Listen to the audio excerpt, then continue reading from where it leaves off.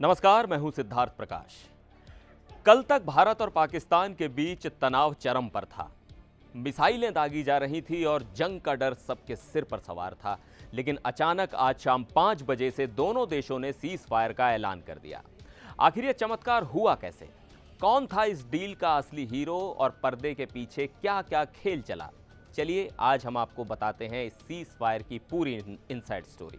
तो भारत और पाकिस्तान ने सीज फायर पर सहमति जता दी है और ये आज 10 मई 2025 शाम 5 बजे से लागू हो चुका है।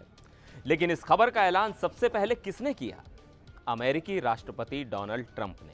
जी हां, ट्रंप ने अपने ट्रूथ सोशल प्लेटफॉर्म पर लिखा, लंबी रात की बातचीत के बाद भारत और पाकिस्तान ने फुल और तुरंत सीज फायर पर सहमति जता दी है।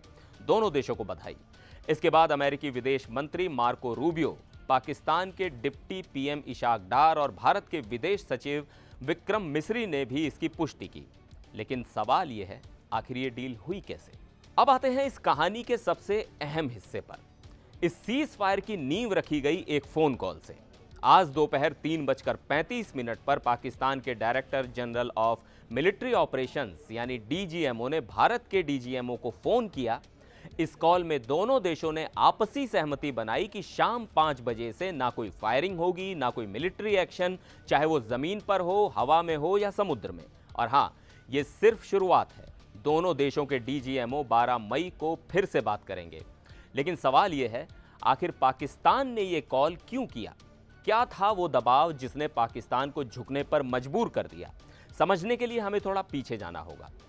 बीती रात और आज सुबह तक पाकिस्तान की तरफ से भारत पर बड़े बड़े हमले हो रहे थे, ड्रोन, मिसाइल्स और क्या क्या नहीं।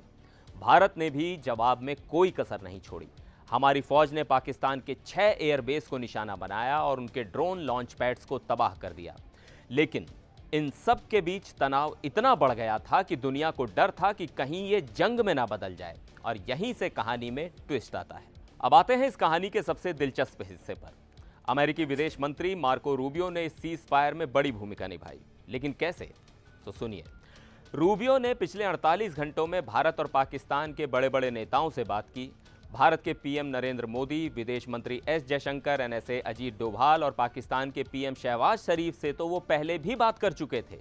लेकिन इस बार रूबियो ने सीधे पाकिस्तान के army chief general Asim Munir को फोन घुमाया।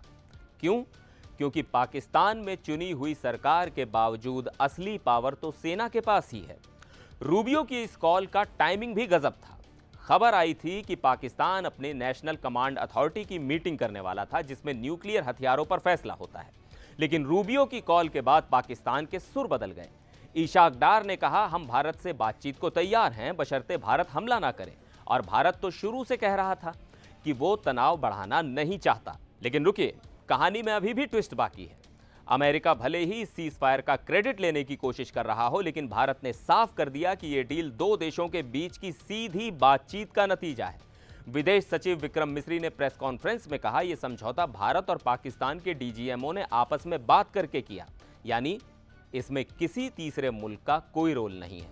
हालांकि पर्दे के पीछे अमेरिका की भूमिका को पूरी तरह नकारा भी नहीं जा सकता। अगले वीडियो में फिर मिलेंगे, तब तक के लिए नमस्कार।